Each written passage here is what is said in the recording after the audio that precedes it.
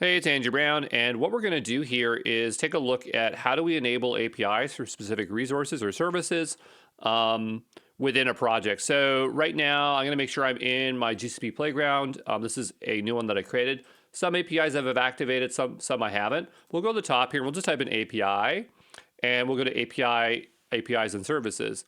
So the idea is that if you want to utilize a service, you have to turn on its API. So if we go enable APIs, you see we have a large library, and one that I already know that I've activated is Compute Engine, but we'll go ahead and type in Compute Engine, and here we'll click through to it, and you can see it says manager try this API. So it's already enabled. So there's something else that I wanted to utilize. Let's say buckets. We'll go ahead and type that in. And so we're trying to discern like what uses cloud storage buckets. So I could say cloud storage as well. Cloud storage.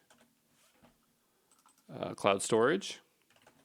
So there's a little bit of a guesswork here, but for the most part, when you go and utilize something, it will generally try to help you to turn it on. So I can go here and I can, oh, it's already enabled. So maybe when I turned on compute engines or something else, it was already turned on.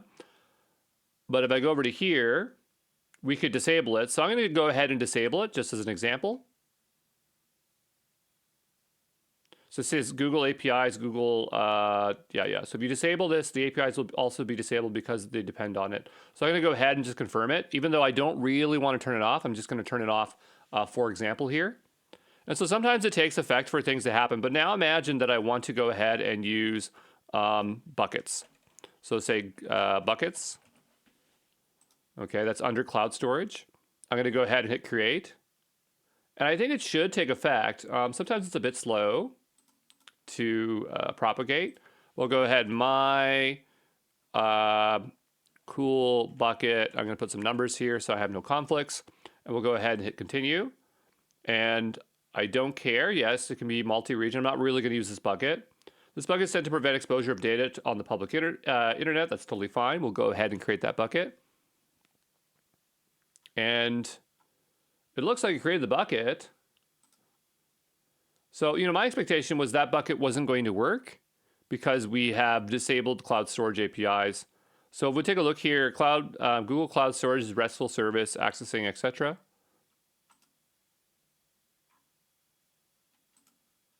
I really thought that wasn't going to work. Okay, so let's go ahead. Let's ask Gemini Assistant. So we'll go ahead. I'll just say, yeah, enable at no cost. It doesn't really work that well at this point. I think it's just because of lack of Google documentation. If there's no documentation, there's nothing for Gemini to work with. But let's see if we can pose this question to Gemini whenever it decides to turn on and see if it can determine what's happening here, because we did turn it off. So if Google Cloud Storage API is disabled, would we be able to create a Google Cloud Storage bucket? Let's see what it says. Because I would assume that it wouldn't work. But for the most part, when you're working with Google Cloud, if something doesn't work, it just tells you. No, if Google Cloud Storage API is disabled for your project, you'll not be able to create a Google Cloud Storage bucket. The API needs to be enabled to allow interactions. So that's what I would have thought. You need to enable it. Okay. Now, if you disable an API in Google Cloud, does it take effect immediately? Instantly? Or does it take time?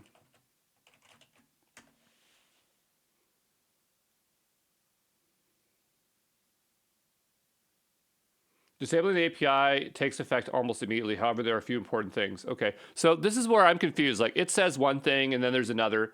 But really, you just have to kind of observe these things and see what you're able to do and not able to do. I'm going to go ahead and delete this bucket. So we'll say delete.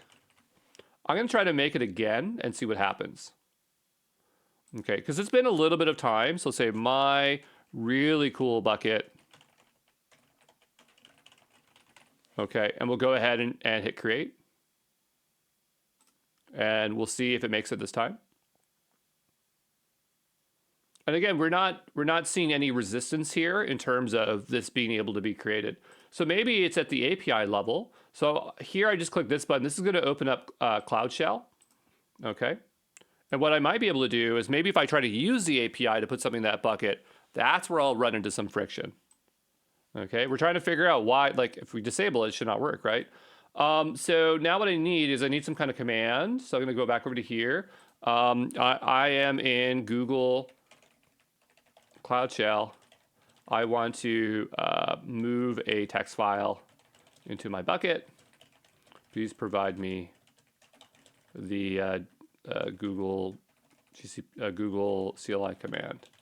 Okay.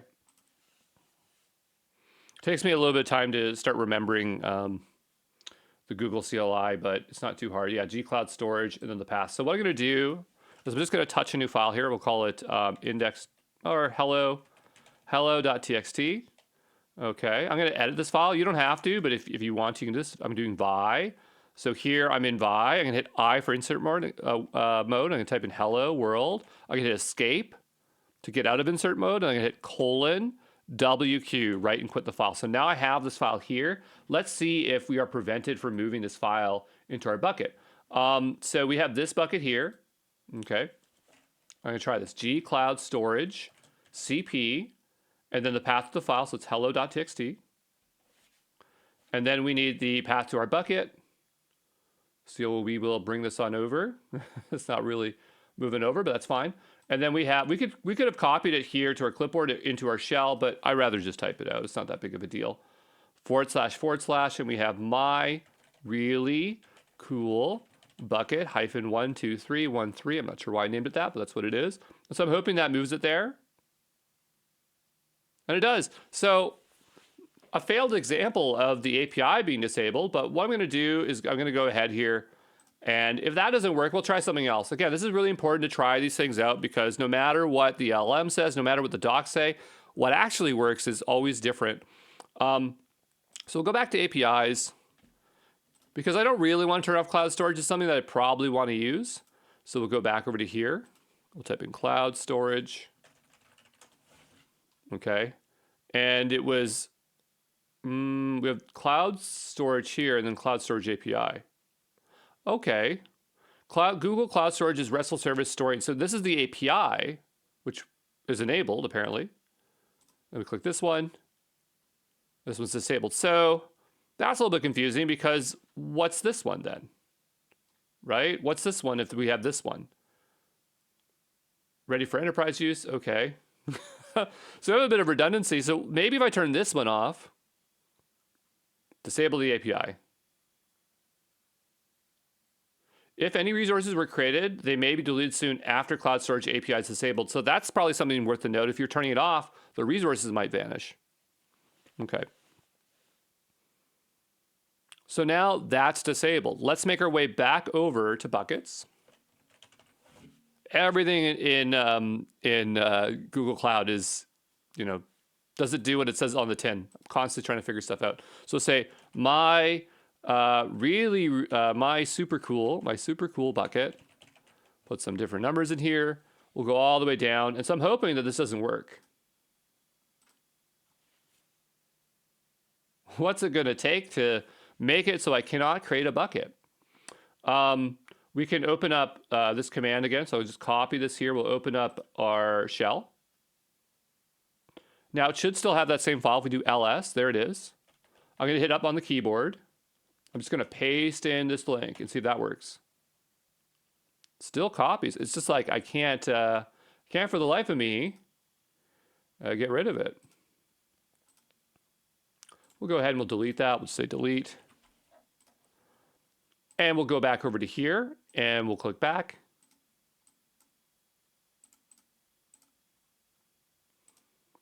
API services. What if we try bucket? So transfers data from external data sources to Google Cloud Storage bucket or between there. Okay. Go back over to here.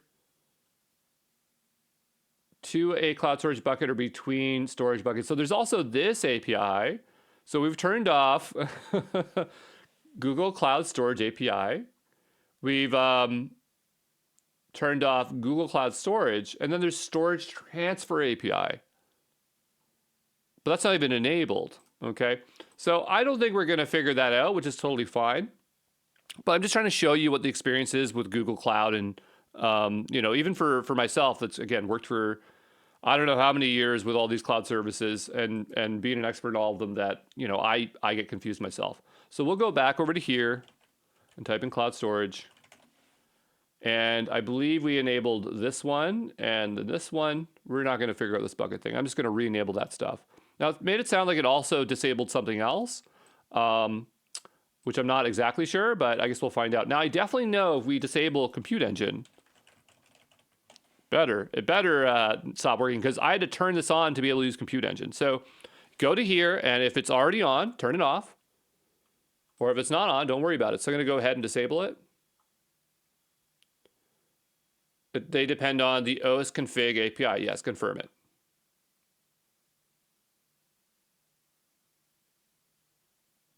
Okay, and those ones are turning on, which is fine. We'll give it a moment here to turn off, okay? Oh, wait, there we go. So it's turned off. So now what I want to do is I want to make my way over to Compute Engine. And we're going to spin up a virtual machine. So we'll create a new instance. And we will see right away, I have to enable. I'm not allowed to use this without enabling it, okay? So we could also try this here and just say, can you provide me a command? Can you provide me a command to launch a virtual machine via gcloud for an E2? And hopefully it will provide all that information, but we'll see what happens. I just want to try to show, like via the API, that it should return something funny. So we go over to here. Okay, and can you just fill them in for me, just so I don't have to guess?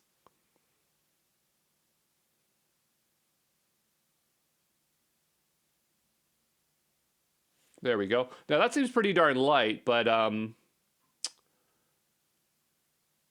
I don't want a I guess a medium's fine. We're only going to spin up for a second. Again, if you're worried about cost, don't spin things up or look into it. But for the most part, I'm going to spin. Well, again, this is not supposed to even work, so it's not even going to matter.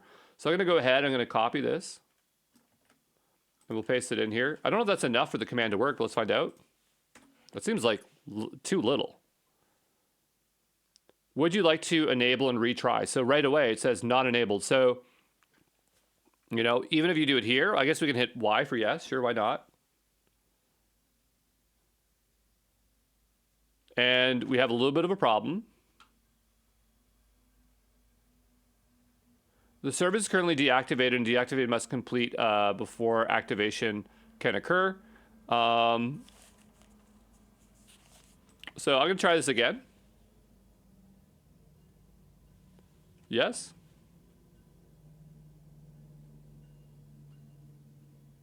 No. Okay, that's fine. So what we'll do is we'll enable it here.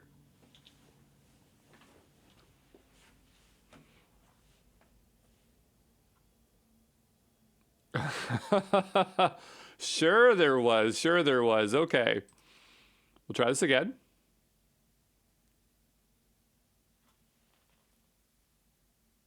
All right, so we're going to have to hang out here for a bit. So I'm going to just wait and turn this on. I'm going to wait 5 minutes to be back. Okay. Now, I didn't really wait, but some folks suggest that maybe you might want to disable and then re-enable manually. And then if one of these comments fails, please run by placing the correct operation ID obtained. Sure. So let's go ahead and go over to here. Let's see if we can just run this command here.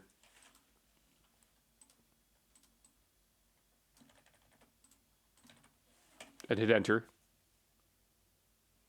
Well, I didn't want to disable, I want to enable it actually. So that's fine. Let's see if we can enable it.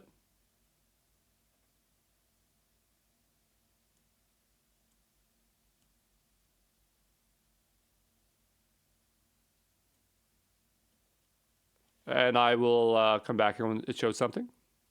Now I'd say that took about 4 or 5 minutes, and now it says it's successfully enabled. Let's go over here and give it a refresh. And see if it's now enabled. There we go. So, we can kind of work around our problems there. But it is a bit unusual. Actually, we'll go back over to here. As we were originally trying to run that command. This one here. See if it works. Again, I expected it to want more information, but if that's all it needs to launch, that's really nice. So we're just going to hang tight until it returns a response, okay? That was really fast. Literally 1 or 2 minutes later, we can see our information, the internal, external IP, and it's in a running state. Let's go back over to here. We can go ahead and delete that. So we just type in compute engine. Technically VM instances is what we want. So there it is. I'm going to go ahead and delete it. And we'll hit delete. Okay. So you can see it's a bit finicky, but we can enable, disable. It should prompt, and if you run into issues, I guess just do what I did there in the in Cloud Shell. I'll see you in the next one. Ciao, ciao.